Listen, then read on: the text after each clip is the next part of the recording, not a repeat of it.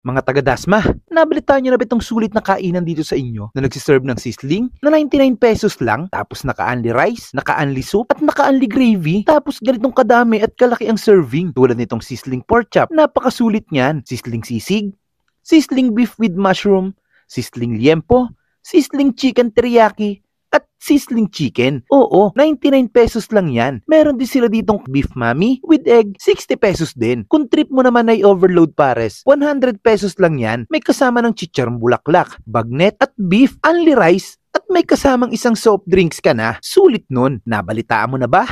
Kung hindi pa, ay tara, banatan na natin yan. Let's go.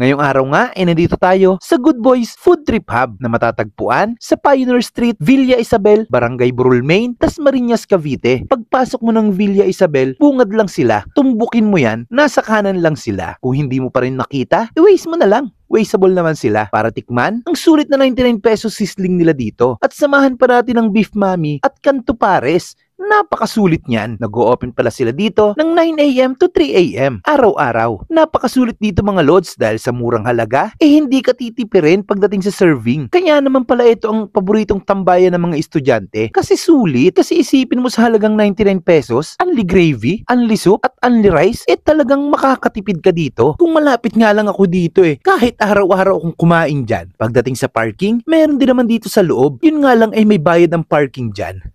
Pero kung nakamotor ka naman, pwede mo isiksik dyan malapit sa store nila. Hindi na nga namin pinatagal kaya nag-order na kami ng sizzling pork chop, sizzling sisig, sizzling beef with mushroom, sizzling liempo, sizzling chicken teriyaki, beef mami, overload pares, at sizzling chicken. Kaya naman kaysa wala kaming magawa, nanood na rin muna kami kung paano nga ba nila ginagawa yung mga sinuserve nilang pagkain dito. Habang niluluto, talagang matatakam ka na kasi sa amoy pa lang mukhang masarap na. Mabilis lang din namang serving nila dito, kaya solid yun. At ilang saglit lang, dumating na rin ang order namin. Kaya bago pa maubos ang kwento ko, tara, kain muna tayo. Una kong ang binanatan dito, itong sizzling sisig na sa halagang 99 pesos, panalong-panalo ka na kasi hindi tinipid ang serving. Saktong-sakto ang lasa. Naka-only rice, only gravy, at only soup. Solid yan. Sunod kong binanatan dito, itong sizzling pork chop.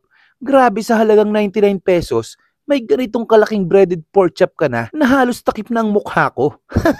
At kagandahan sa pork chop na to, talagang purong laman na may kaunting breading. Kaya sulit na sulit ang 99 pesos mo dito. Tapos yung gravy nila, swak na swak sa panlasa ko. Pwedeng ito na lang ang ulam ko kasi talagang malasa. Solid nun. Tapos sunod kong binanatan, itong overload pares nila na may only rice at may isang soft drinks na kasama. Sobrang dami din ang regular serving nila dito. Kitang-kita mo naman na hindi talaga tinipid.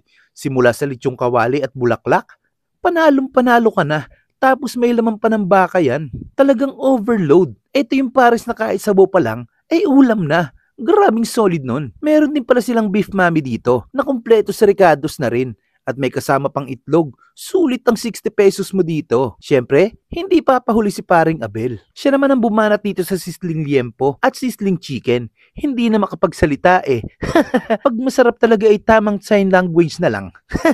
Binanatan na rin ng utol ko yung sizzling beef with mushroom at 3 pieces chicken teriyaki. Wala nang pansinan dito Banat na lang ng banat kasi solid yan mga lods. Kaya kung naghahanap ka ng budget friendly na mga sizzling at pares, dayuhin mo na tong Good Boys Food Trip Hub dito sa Dasma. Napakasolid dito mga lods. O paano? Hanggang susunod nating food trip.